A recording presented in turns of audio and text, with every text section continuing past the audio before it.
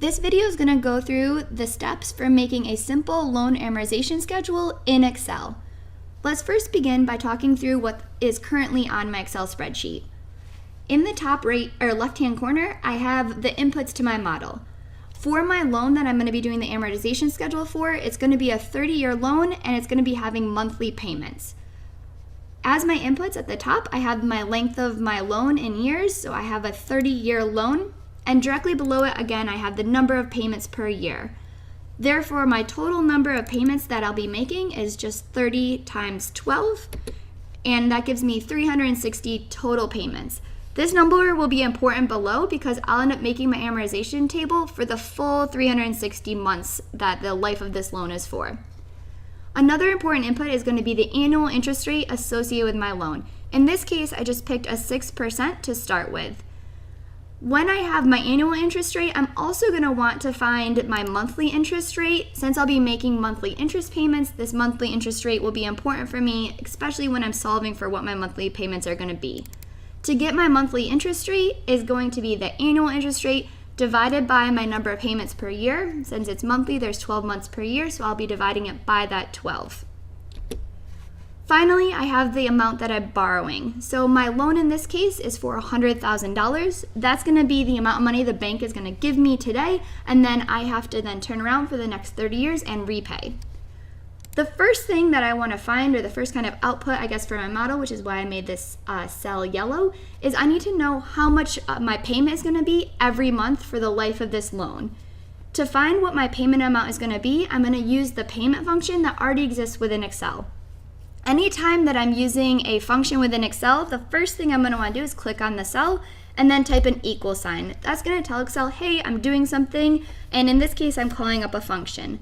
The function that you're going to want here is going to be PMT. So that's going to be calculating the constant payments that I'm making over the life of the loan. Once I put an open parenthesis, you'll notice here that Excel prompts me for the different inputs that it's going to need to solve for this monthly payment for the loan. The rate is an important one to pay attention to. Since I'm solving for monthly payments, I'm going to need the monthly interest rate associated with this loan. So be very careful. You don't want to put the annual interest rate here. You want that monthly interest rate. We're solving for monthly payments, so again, monthly interest rate goes in here. Next is going to be NPER. So that's going to be the number of periods that I have over the life of this loan.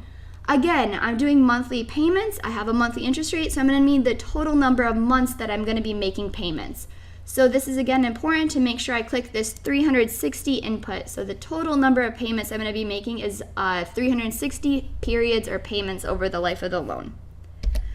PV stands for the present value of the loan. If I'm getting a loan, I'm turning around and having the bank give me the money right now. So they're giving me $100,000 to maybe go buy a house or whatever I'm going to do with this money. So my starting amount is going to be $100,000. I'm going to make this input negative so that my payment comes out as a positive.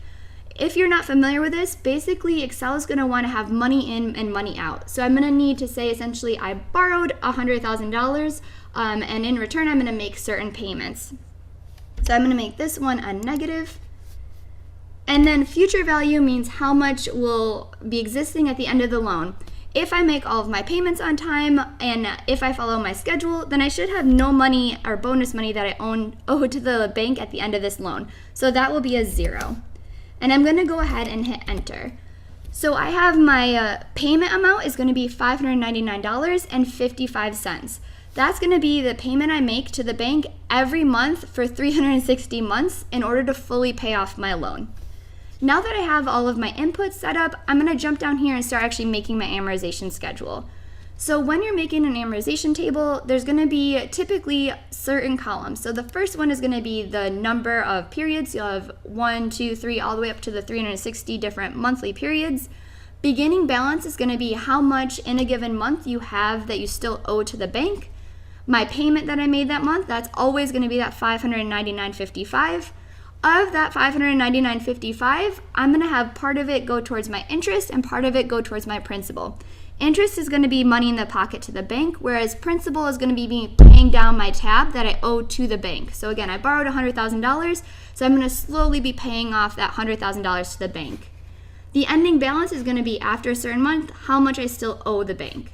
So let's go ahead and start filling this out. First, let's get the number of periods in there. So I can type in 1 and then 2.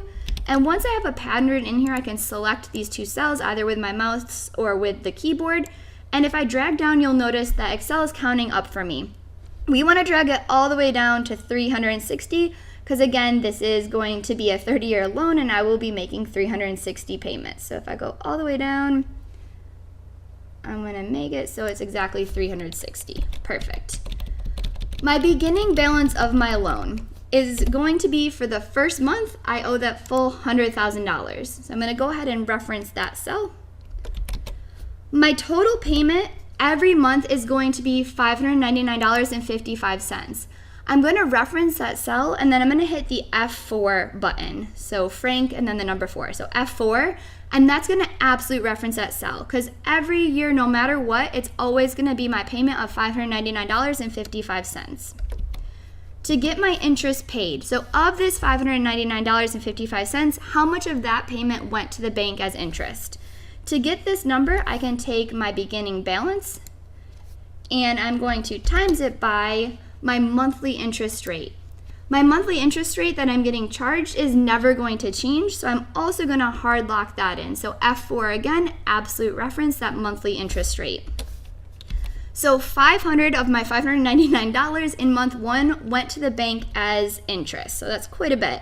How much then went to my principal is going to be I made $599.55 payment. 500 of it went to interest, so that remaining $99.55 went to principal. So those are going to both be relative reference back to just my payment that month and the interest that month. My ending balance, or how much I still owe the bank. So this is again going to be I started off owing $100,000 to the bank. This money is interest to the bank. This is me paying down my balance. So if I have a tab basically of $100,000, this $99.55 is what's paying down that $100,000. So for my ending balance, you take your beginning balance minus principal paid. It's very important you pick just principal paid, not your total payment, not your interest payment. This is the only part of that payment that's going to paying down your tab. Once I have that set, the last step is going to be I want to get the next line started because my beginning balance isn't always that $100,000. My beginning balance from month 2 onward is going to be whatever I ended the prior month at. So I'm going to reference that ending balance for that first line. If I referenced everything else correctly, I can just go up here, copy these, and paste them down below. Let's make sure everything is still referenced okay. So my payment still locks into that one up above, my payment up above, perfect. My interest should always be my beginning balance times my monthly interest rate. That looks good as well. My principal paid will always be how much I paid, so $955. In this case, my interest is a little bit lower, so I have slightly more going to principal paid. And my ending balance, or how much I still owe the bank at the end of month 2, is going to be my balance or my tab at the bank minus how much of my payment of $599 went towards principal, so just over $100 in this case. Once you have this second line set up, you can actually just copy and paste or drag this line down. So you could Control C and drag it down, you could go here and fill it down, but since I already have my numbers at the left hand side, I can make this little T and double click and it should fill everything in.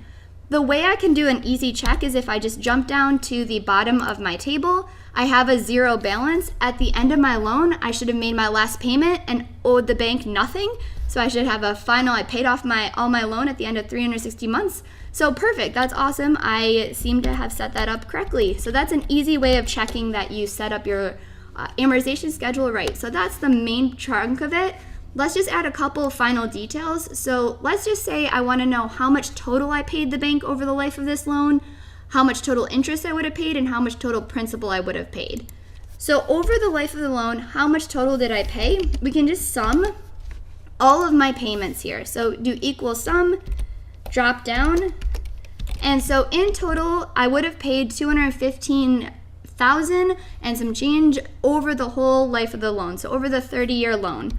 Of this, you can kind of already tell. So how much was interest? Let's just double check and make sure we set this up right. So interest, we're going to sum that all up. And so $115,000 was interest.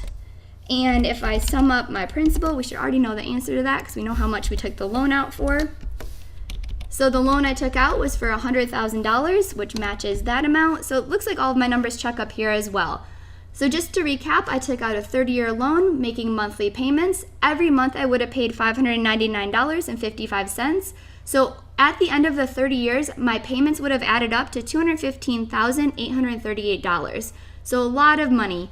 $115,000 of that would have been interest that I paid to the bank in order to repay them for lending me that $100,000 at the start of my loan. So that is going to be the simple steps for setting up a loan amortization table within Excel.